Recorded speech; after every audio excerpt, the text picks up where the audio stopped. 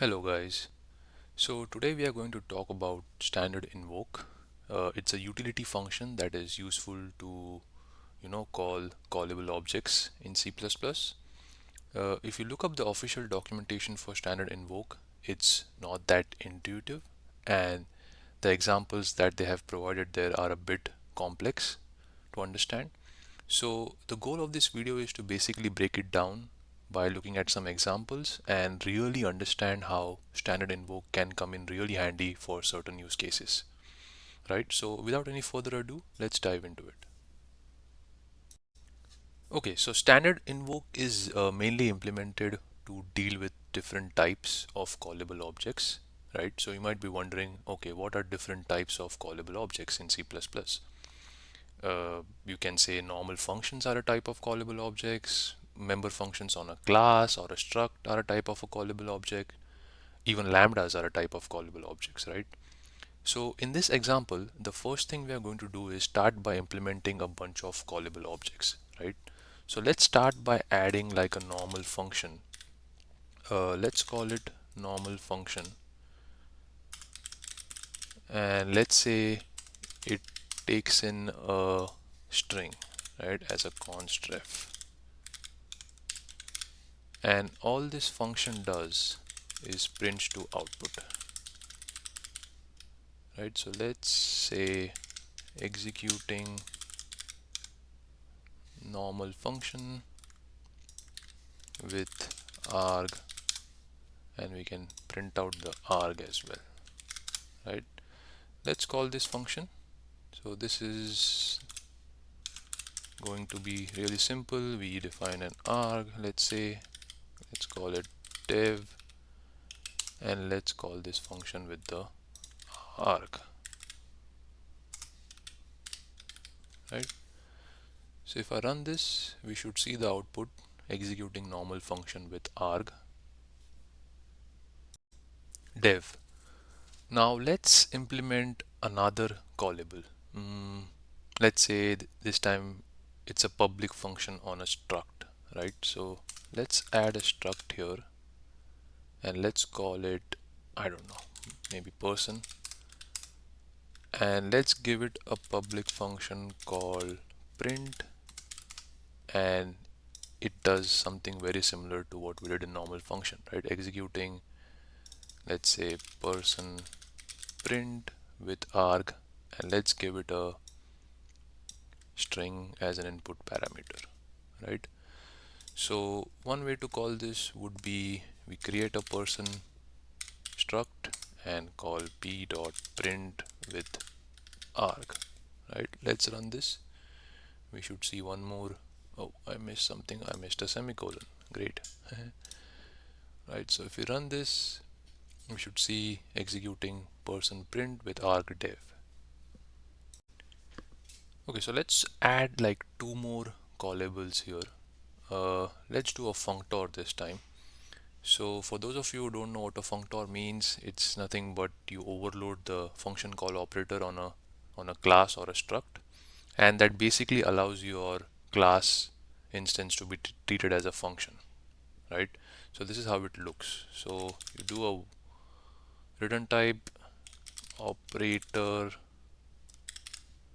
function call, and then you can give it an arg if you want. So let's give it the string, and let's make it print like we did in the other callables, right? So let's say person, let's say functor with arg this, right?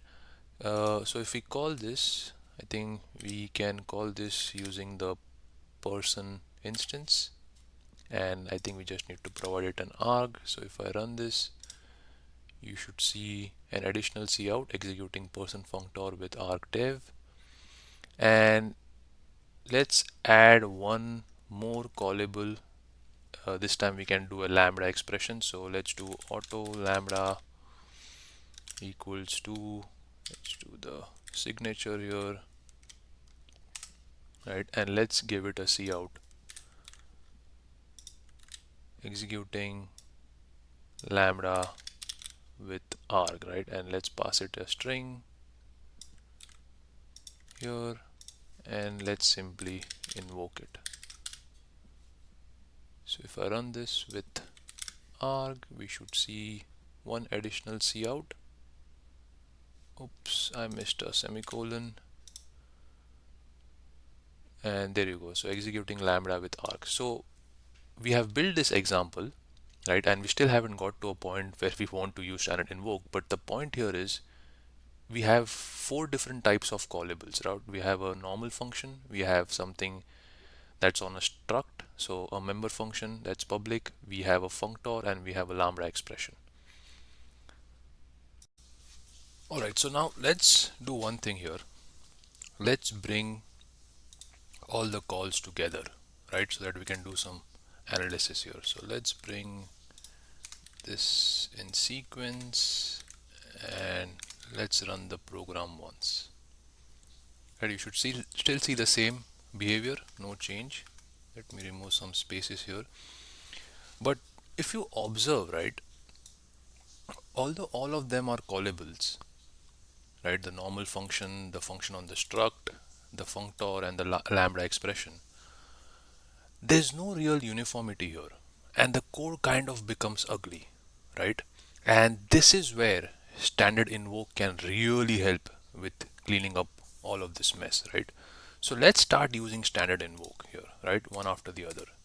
So instead of calling a normal function like this, using standard invoke, I would do something like this, right? So standard invoke, you give it the name of the function and you give it the arguments which will be used to invoke that function, right? So let's comment this out and see if we still see the same behavior. Hopefully we still see the same behavior. There you go, right?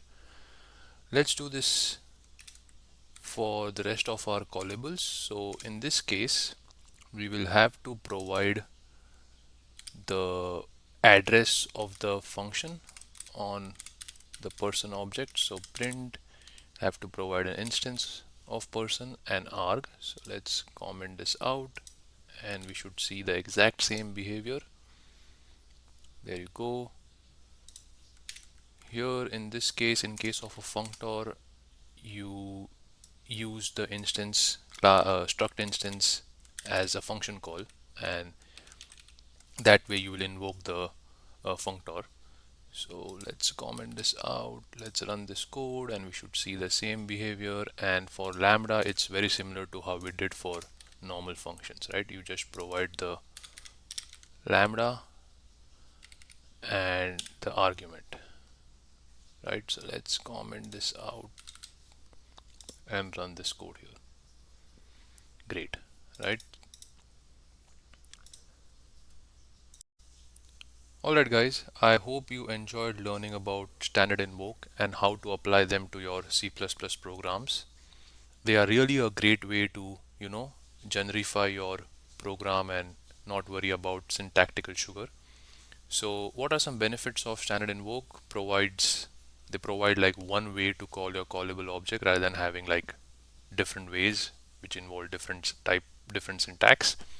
And they really are a great way to efficiently deal with different types of callables in C++, right? So we saw that it can deal with normal functions, member functions, lambda expressions, functors, and etc. Right, so I hope you really enjoyed this video, and if you have any feedback for me, please don't hesitate to put it in the comment section. Thank you very much.